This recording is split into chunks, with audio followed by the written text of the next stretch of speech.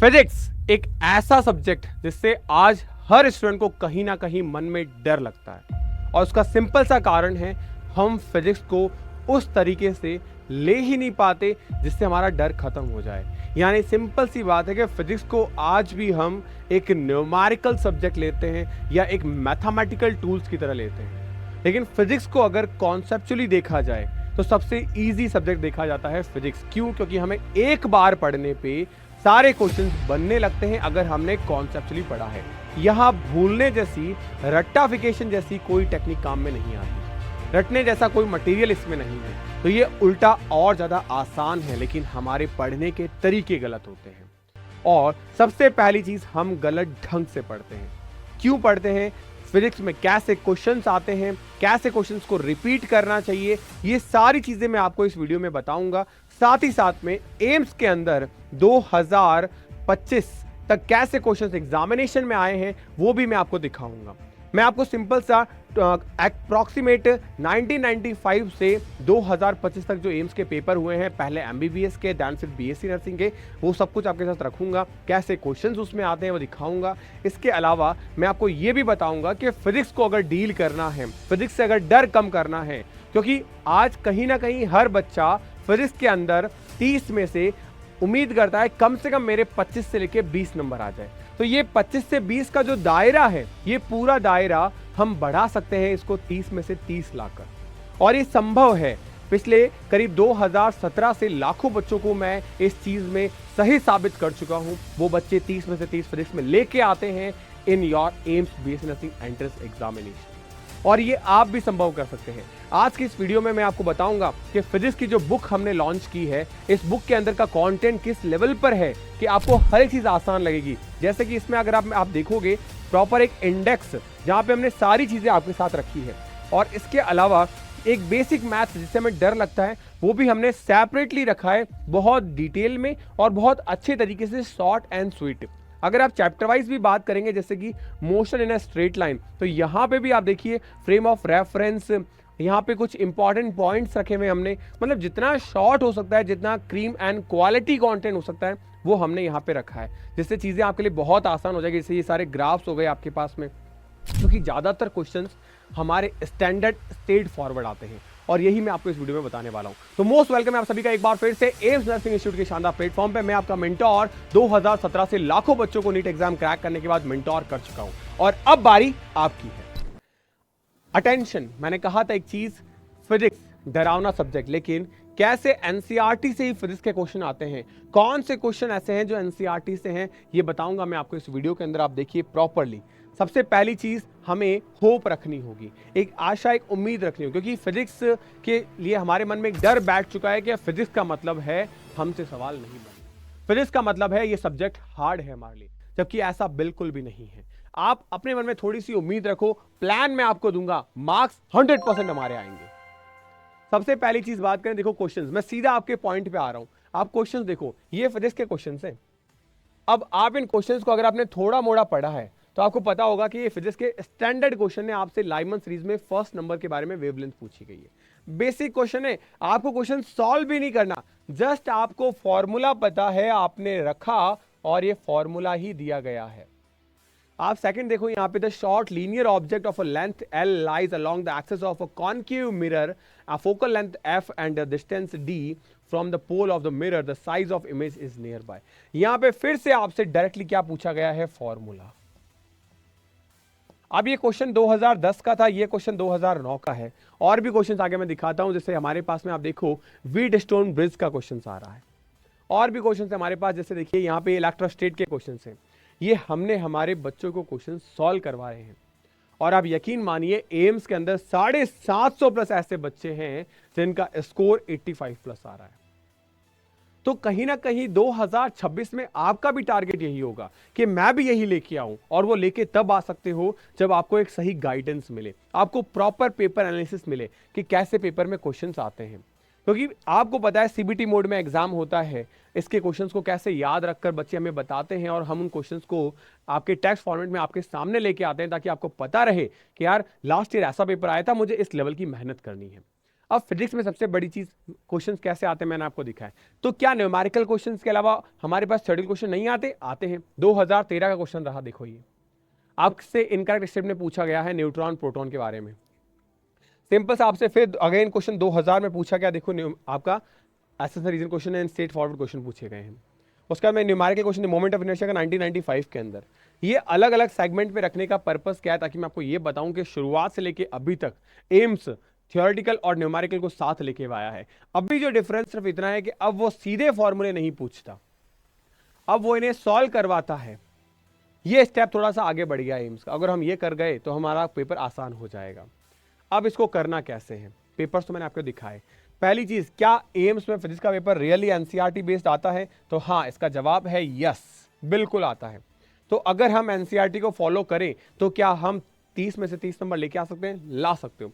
But भैया NCERT तो समझ में ही नहीं आती। फिजिक्स की एनसीईआरटी आप ही ने तो बोला था पिछली कुछ वीडियोस में कि मत पढ़ो। हाँ, नहीं पढ़नी है, क्योंकि हमने उसको आसान कर दिया है इस फिजिक्स पॉकेट के अंदर। एक छोटी सी किताब जिसमें हमने सारे चैप्टर्स को डाल दिया है और इतने आसान तरीके से डाला है। और इसके अलावा आपको 200 क्वेश्चंस हर चैप्टर, 200 क्वेश्चंस हर चैप्टर के मिलेंगे आपको। करीब करीब आप उम्मीद करिए 6000 सवाल मैं आपको दूंगा, उसके बाहर कुछ नहीं आएगा आपके एग्जामिनेशन में। और ये सब कुछ आपको आपके टेस्ट सीरीज में मिल जाएगा। तो यार इतना शानदार थ्योरी कंटेंट, इतना शानदार एमसीक्यू कंटेंट आपको मिल रहा है कि आप अपने आप को कॉन्फिडेंट फील करोगे कि भैया सच में इससे बाहर तो कुछ नहीं आना है। तो डेफिनेटली आपका स्कोर बूस्ट करेगा। तो आंसर है हमारे पास एनसीईआरटी यस। अगर मैं बात करूं डायरेक्टली वेटेज क्या है इसका, तो 7 से 8 क्वेश्चन डायरेक्टली एनसीईआरटी से आते हैं, डायरेक्टली एनसीईआरटी से। अगर वही मैं बात करूं solved example and formula based question आपके पास में 12 से 15 होते हैं।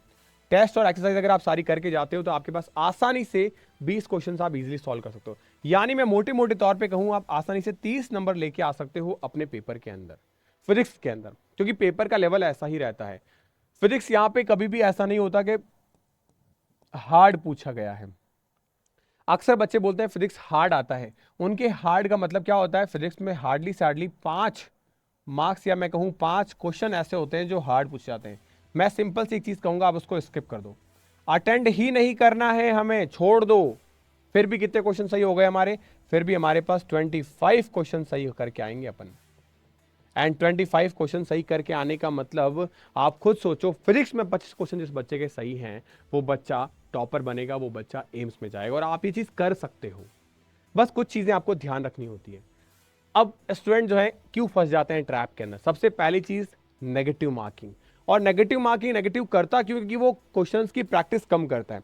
जिस बच्चे की आदत है कि वो डेली बेसिस पे, ज्यादा नहीं, डेली बेसिस पे अगर 30 क्वेश्चंस फिजिक्स के कर रहा है और छांट छांट के कर रहा है, उसकी आदत बन गई है, तो आराम से वो नेगेटिव मार्किंग से बाहर आ जाएगा। क्योंकि उसे क्वेश्चन छोड़ना आता है, क्वेश्चन से प्यार करना आता है, तो नेगेटिव मार्किंग नहीं करेगा। तो ध्यान रखना, आप अगर ग्राफ्स को, टेबल्स को या डिलीटेड टॉपिक्स को अगर इग्नोर करते हो तो ध्यान रखना कहीं ना कहीं यहाँ पे हमारी थोड़ी सी कमी रह जाती है। उसके बाद जैसे कि यहाँ पे सोलर सेल डिलीटेड है, एनसीईआरटी से बड़े एम्स में पूछा गया है, ध्यान रखना। तो जो इंपॉर्टेंट टॉपिक्स हमने सारे इसमें रखे हैं, जो भी इंपॉर्टेंट टॉपिक है सब कुछ हमने इसमें समेट रखा है। आपको एनसीईआरटी भी पढ़ने की जरूरत नहीं है, ये book is more than enough to get your 30 out of 30 score. Student miss करते हैं क्वेश्चंस को, क्यों? क्योंकि एनसीईआरटी को पढ़ के नहीं जाते। अब एनसीईआरटी पढ़नी नहीं, हमने एनसीईआरटी को इसी में सिंप्लीफाई करके आपके लिए डाल दिया है। उसके साथ अगर मैं बात करूं तो आप क्या करते हो, विजुअली जो प्रूफ है वो मैंने आपको दिखाया, अभी स्क्रीनशॉट्स वगैरह सारी चीजें मैंने आपको सामने रखी है कि कैसे कैसे क्वेश्चंस आते हैं, एग्जैक्टली क्या क्वेश्चन मैच करते हैं। तो मैं आपको कहूंगा, अगर आप पुराने साल के पेपर्स को बना के जाते हैं थोरोली एनसीईआरटी या फिर इस बुक को आराम से पढ़ के जाते हैं, आपको रियलाइज हो जाएगा कि कुछ क्वेश्चंस ऐसे आए हैं जो थियोरेटिकल बेसिस पे हैं, वो डायरेक्टली हमारे लाइन बाय लाइन आए हैं, उसमें लाइन में कुछ भी चेंज नहीं है। तो यानी एक कंप्लीट पावरफुल कॉम्बो हो जाता है। और अगर मैं बात करूं 30 क्वेश्चंस में से, जो आपके पास एम्स में 30 क्वेश्चन आते हैं, उसमें से करीब करीब अप्रॉक्सीमेट 20 क्वेश्चंस ऐसे होते हैं जो डायरेक्ट आते हैं, सीधे डायरेक्ट आते हैं आपके पेपर में। यानी 10 क्वेश्चंस का मॉडिफिकेशंस होता है, 10 क्वेश्चंस ऐसे होते हैं जो आपको थोड़े नए देखने को मिलते हैं कि हाँ यार ये हमारी बुक में अवेलेबल नहीं थे।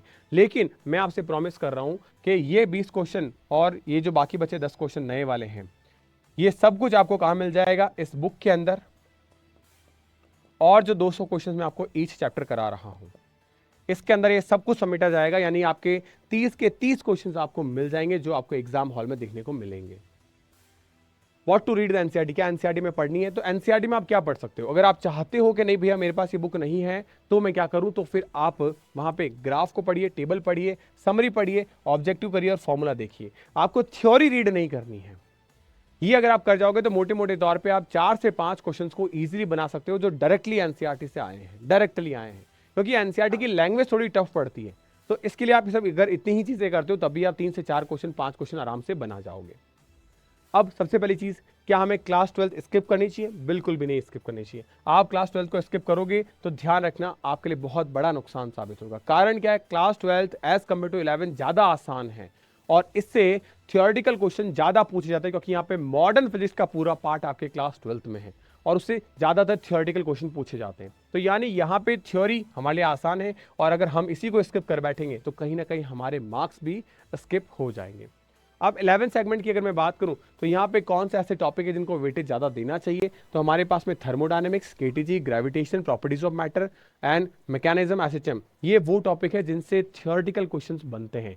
तो यहाँ पे इन टॉपिक से आप एनसीईआरटी को रीड कर सकते हो, क्योंकि थियोरेटिकल क्वेश्चंस बनेंगे तो यानी वहां पे आपको क्या चाहिए, थ्योरी चाहिए। तो आप ये एनसीईआरटी से पढ़ सकते हैं।